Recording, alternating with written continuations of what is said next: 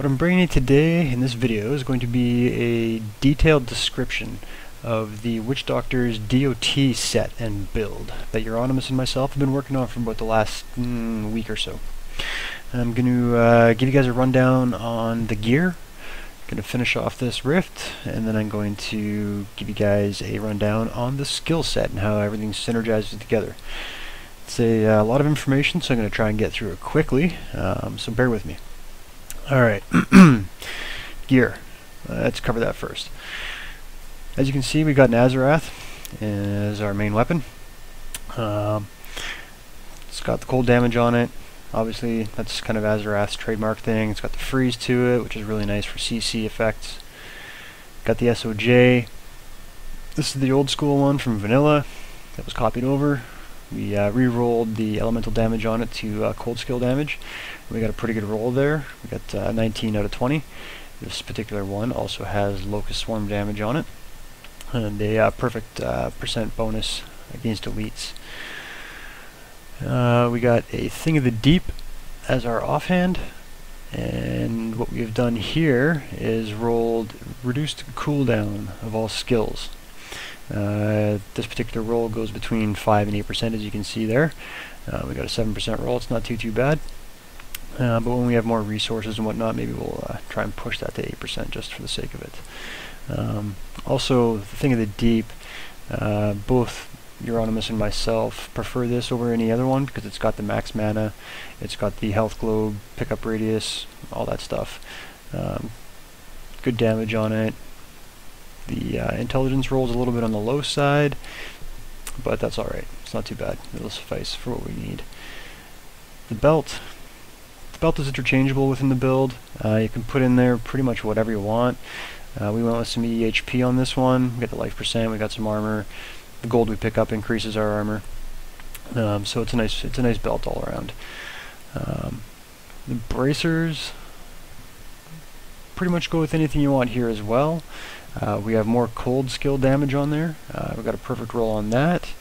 The invit rolls are pretty nice, just lacking 1% on the crit chance, but other than that, it's a really nice bracer all around for the build. It's nice because it also provides us with a little boost of speed when we break stuff. The amulet. The amulet, you can do pretty much whatever you wish in this particular spot. I myself, I hate how that new poison affix just covers the ground like a madman, like a grid. It's hard to get away from. Same with plague. This alleviates that problem altogether. A lot of the other nasty monster affixes are pretty easy to get around. Electrified is a tough one, but it can be kited around. But it's the poison damage that really sucks. So we've gone with this one. Again, also rolled more cold damage onto it. Now, two of the legendaries that are pretty much a must for the build are Ring of Royal Grandeur. Because the set bonus, as you can see, for the DOT set is a 6-piece, this allows us to only go with 5 pieces and have a little bit of leeway in what we use for the 5 pieces. We got some pretty good rolls on this one. Your standard trifecta. Lucked out, got a 50% roll on the crit damage recently, which was kind of nice. But the Ring of Grandeur is definitely a must-have for the build. Now, that being said, because we have a little bit of playroom to interchange pieces and use something different that we might not have otherwise been able to use if we didn't have that ring, we were able to go with the new Quetzalcoatl. Now, when I cover the skills and the synergies there, I'm going to revisit the Quetzalcoatl because there is this magic affix on it. The property, the proc there, the Locust Swarm and Haunt now deal their damage in half the normal duration. This helm is a very integral piece in how this build operates. So we have that. Now, as for the set pieces themselves, we were able to roll reduce cooldown on the shoulders. We were able to roll reduce cooldown on the gloves. The chest, nothing really too special. Pants, again, nothing really extravagant, just decent stats all around for the most part. The boots, It would have been nice if we had a different type of skill damage on there, but this is what we have, and we decided to roll the int on it to a higher level, which is fine for now. So that's the gear we got going on with the build. I'm going to take the time to finish off this rift. What am I at here? 93%. Hopefully I can do it in a fairly timely fashion for you guys, so this doesn't drag on too bloody much. The density in this zone's actually been pretty good. It hasn't taken me that long to get this far so far. Ah, nice. Take a leap pack to start things off in the video for you guys. And we've got poison effects on the ground that I was bitching about earlier, so the ring is in full effect. This is very good.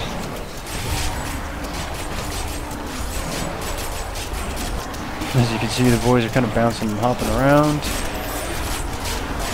The piranha's in action for you. Tornado.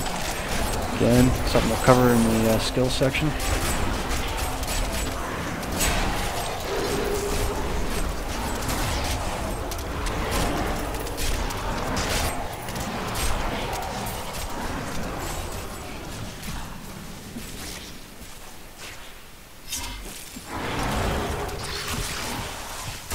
Damn, there's a lot of elite spider packs here. How about the 6th or 7th one I've encountered doing this?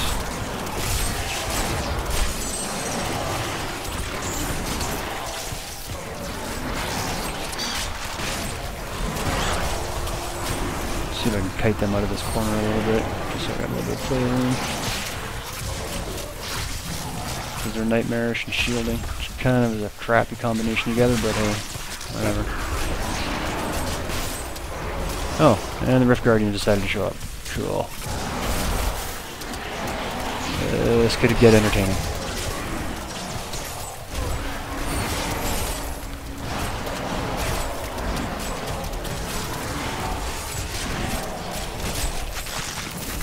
Okay, lead pack down, no problem. Now we just got her to deal with. And typically, I don't like having the monster damage numbers up. It just creates a bit more chaos and lag and all that kind of fun stuff.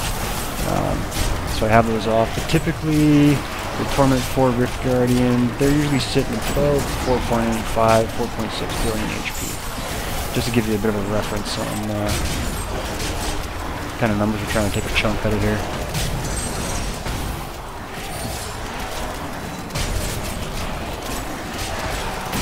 She ain't too bad in terms of nasty fixes. I'm not electrified or anything crazy, so I don't gotta deal with that crap. Don't gotta kite her too much.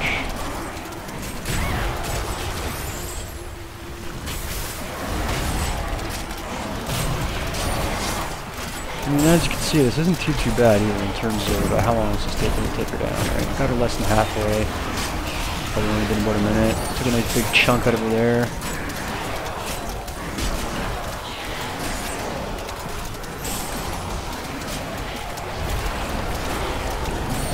Got another decent one there. I think that was around 350, 360 or something.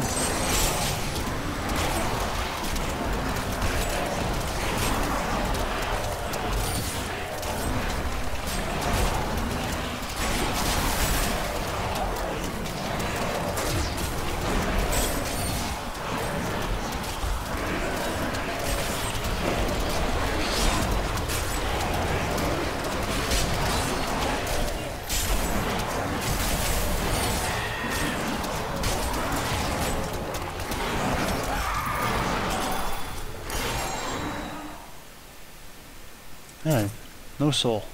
Ah, bummer. Alrighty. Anywho. So we got that taken care of for you guys. As you can see, it wasn't too big of a fight. Didn't take forever. It wasn't one-shotting her or nothing, obviously, but it went down pretty good, pretty quick. So alright, let's take a look at the skill sets we got going on here. Let's go over the passives for you guys first. Pretty much a staple in almost every Witch Doctor build, regardless of what it is. Grave Injustice, stuff's dying around you, gain a 2% of your maximum life and mana, reduces cooldown, Obviously it's got the range extended by items, which is where the Thing of the Deep comes in really handy. Creeping Death, very integral skill to the build as one of our passives. Your Haunt, Locust Swarm, and Damage Amp from Piranhas lasts almost forever. And according to Blizzard, almost forever translates into 5 minutes. We'll keep that in mind for later. Rush of Essence, great for your mana management. We're using 4 of the 6 skills there, so usually we're not really running out of mana. Spirit Vessel, again, that's pretty self-explanatory for anybody. It's basically our get out of jail free card. And on our left click, Spirit Barrage. As you saw, sometimes it was necessary to have a bit of a ranged attack with the build. Worked really well. It's a cold-based skill, so it goes really well with all the gear that we have with cold damage percentages on it. Piranhas, the Piranado. As you saw, it provided a little bit of crowd control effect, as well as having some DOT to it. Not a lot, but it does have some DOT to it, as well as the damage amplification, which is that 15%. Spirit Walk, I'm using Honored Guest. Some people might prefer to use something else, but for mana resource management stuff, Honored Guest is the one that I usually stick with, especially in this build. Searing Locust. This is where one of our major DOT skills comes into play. This literally spreads like wildfire. As any good witch doctor knows, Locust Swarm is a hell of a lot of fun. As you can see, almost 1500 weapon damage over 8 seconds. A lot of damage happening there. For Haunt, we're using Resentful Spirit, so we're tossing out 2 spirits at once, doing almost 1500 again, DPS over 6 seconds each. And here comes the nuke. Now, Soul Harvest in and of itself is our nuke button. The rune really doesn't matter. It has no actual effect on our damage that we're putting out. I'm using Languish. I like having stuff CC'd a little bit more, slow them down a little bit more. I know that Euronymous has been rather fond of Siphon, and for those of you who don't know what that one's about, it's returning almost 25,000 life for each enemy. You could also use Soul to Waste if you want. I don't really recommend it. It's not that useful, but it is there. Vengeful Spirit, it looks impressive in terms of the 630% weapon damage every time you apply Soul Harvest, but again, it's not actually doing anything for our DOT consumption damage, right? That's coming from our set. Swallow Your Soul, you can also use that if you're finding you're running into mana management problems, but you shouldn't be with the build. Okay, now, like I said, this is where some of the gear ties in. Creeping Death lasts for 5 minutes. Without Creeping Death on, every time I trigger Soul Harvest, my Locust Swarm, my Haunt, and the Damage Amp from Piranhas, all that stuff gets consumed. Granted, it's putting out a fair amount of DPS, but it all gets consumed and has to be reapplied. Whereas with Creeping Death on, I don't always have to reapply all those when I tick Soul Harvest. Now, we'll go back to the gear and how I had mentioned the Quetzalcoatl cuts the duration in half. So now we're going from 5-minute duration on our DOT skills down to 2.5 minutes, and it's crunching 5 minutes worth of damage into a 2.5 segments. So it is basically doubling the damage over time damage. Now, what Euronymous did some testing on and figured out, did some testing on Gome, and what he was able to figure out is that Soul Harvest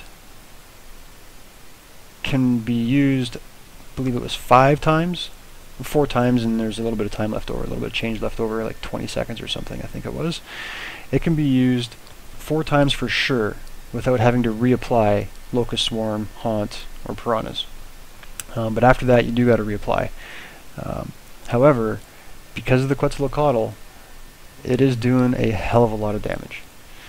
Alright, so now let's go into our Paragon points Let's cover this real quick. Lastly for you guys, in the utility section, went with life on hit. All of our DOTs are proccing some life on hit for us, as well as Well of Souls is pretty decent on our life on hit. So this is our main source of sustain. Put the rest of the points into area damage, because the resource cost reduction really isn't that significant within the build. Defense, gotta love armor. I always love having armor and a little bit more all-res. So we pump the points into there. Into our offense. Now this is where the build could change, and most likely will change if they fix this in the next patch prior to release. Cooldown reduction. You saw I had a lot of it on the gear. This isn't working right now, so there's no sense in putting any points into it. However, if I was able to put points into it, we come up with another 10% on top of the 31% that I already have.